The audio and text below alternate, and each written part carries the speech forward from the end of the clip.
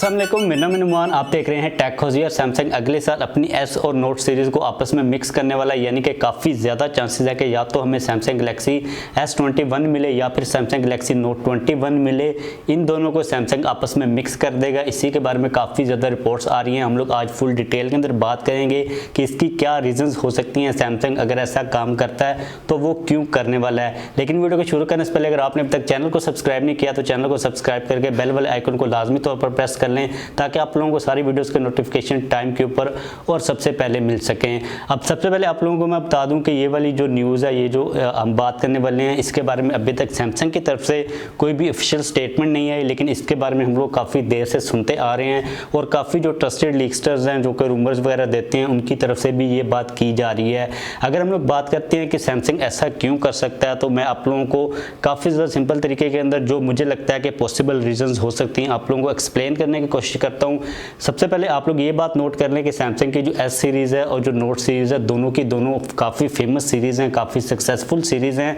इसका मतलब ये भी है कि जो यूज़र्स हैं दोनों स्मार्टफोन सीरीज़ के, आप लोग उनको कह लो कि वो सैमसंग के ही यूज़र्स हैं। सैमसंग ने अब बेसिकली अपने दो डिफरेंट टाइप ऑफ यूज़र्स को आपस में डिवाइड किया हुआ है, यानी कि ये वो लोग हैं जिन्होंने सिर्फ सैमसंग के फ़ोन्स को ही बाय करना होता है। अगर इन केस सैमसंग अपनी नोट सीरीज़ को बंद करके जो S पेन की सपोर्ट है हमें वो S सीरीज़ के अंदर ही दे देता है, यानी कि फॉर एग्जाम्पल सैमसंग गैलेक्सी जो S21 होगा उसके अंदर हमें S पेन की सपोर्ट भी मिल जाती है, और जो नोट 21 होगा उसको सैमसंग ख़त्म कर देता है। तो जाहिर सी बात है कि जो नोट वाली सारी ऑडियंस है वो एस के अंदर ही आ जाएगी।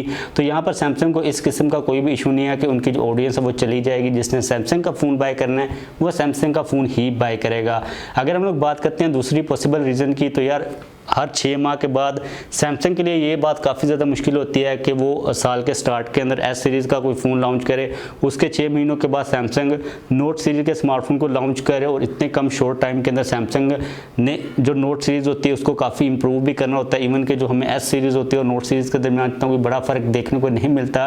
लेकिन अगर हम लोग डिज़ाइन की बात कर लेते हैं, क्योंकि डिज़ाइन थोड़ा बहुत डिफरेंट होता है, तो एक अगर किसी भी स्मार्टफोन कंपनी ने या फिर किसी भी कंपनी ने डिज़ाइन के अंदर कोई चेंज करना हो जो कि इतने बड़े लेवल के ऊपर हो, उनको काफ़ी ज़्यादा रिसर्च और डेवलपमेंट करनी पड़ती है, तब जाकर वो अपने सक्सेसफुल डिज़ाइन को तैयार कर पाते हैं। उसके अलावा जो मार्केटिंग होती है इतने बड़े ग्लोबल लेवल के लिए, वो भी काफ़ी ज़्यादा मुश्किल होती है।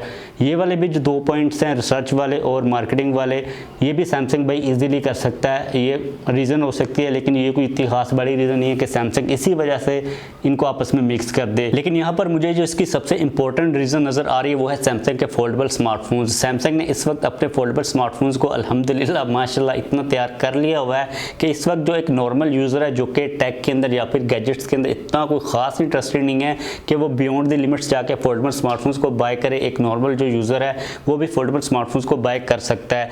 अब सैमसंग ये अगर काम करेगा तो सिर्फ फोल्डेबल स्मार्टफोन्स की वजह से ही करेगा, क्योंकि सैमसंग को भी अब पता है कि जो फ्यूचर है वो फोल्डेबल स्मार्टफोन्स का ही है। अगर हम लोग देखते हैं सैमसंग की इस वक्त फ्लैगशिप डिवाइसेस के ऊपर, तो एक तो उसके अंदर एस सीरीज़ की डिवाइस आ जाती है, दूसरी नोट सीरीज़ की डिवाइस आ जाती है, तीसरी उसके फोल्डेबल स्मार्टफोन्स आ जाते हैं। और फोल्डेबल स्मार्टफोन भी सैमसंग के इस वक्त 2 चल रहे हैं, एक तो क्लैम्पशेल डिज़ाइन वाला चल रहा है, उसके अलावा सैमसंग का एक जो टैबलेट वाला फोल्डेबल स्मार्टफोन है वो चल रहा है। तो भाई सैमसंग इन सारी चीज़ों को लेकर काफ़ी ज़्यादा कन्फ्यूज़ है, और उसकी जो ऑडियंस है वो भी काफ़ी ज़्यादा कन्फ्यूज़ है कि वो कौन सा स्मार्टफोन बाय करे।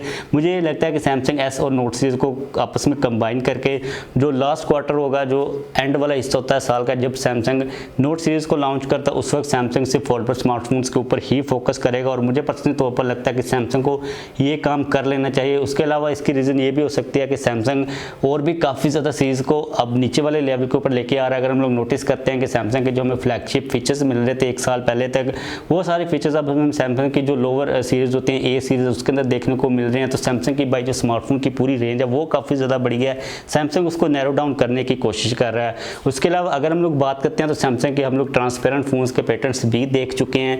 अगर सैमसंग इन्हीं 2 सीरीज़ के ऊपर ही ज़्यादा फोकस करता रहेगा तो जो फ्यूचर की टेक्नोलॉजी है जिसके ऊपर सैमसंग ने काम करना है, उसके अंदर अंडर डिस्प्ले कैमरा टेक्नोलॉजी भी है, ट्रांसपेरेंट फ़ोन्स भी है, फोल्डेबल स्मार्टफोन्स भी अभी इतने कोई ज़्यादा खास डेवलप नहीं हुए, उनके ऊपर भी सैमसंग ने काफ़ी ज़्यादा काम करना। तो overall at the end Samsung ये चाह रहा है कि एक सीरीज़ को ख़त्म करके मिक्स करके आपस में उन दोनों को टाइम बचाया जाए और फ्यूचर की नई टेक्नोलॉजीज़ के ऊपर काम किया जा सके। ये जो सारी आप लोगों को मैंने बातें बताई हैं, ये मेरी पर्सनल मेरी पर्सनल थॉट्स हैं, मेरी पर्सनल सोच है।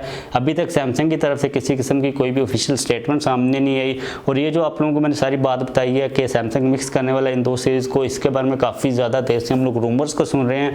आप लोगों को उम्मीद है कि थोड़ी बहुत समझ आ गई होगी। आप लोग मेरी राय के साथ एग्री करते हो या फिर आप लोगों की नज़र में सैमसंग ऐसा क्यों काम करने वाला, नीचे कमेंट्स के अंदर लाजमी तौर पर बताइएगा। अगर आप लोगों को किसी किस्म का कोई क्वेश्चन हो आप लोग वो भी नीचे कमेंट्स के अंदर पूछ सकते हो। जाने से पहले इस वीडियो को लाइक लाजमी तौर पर कीजिएगा। अगर आपने अभी तक चैनल को सब्सक्राइब नहीं किया तो चैनल को भी सब्सक्राइब कर लीजिए।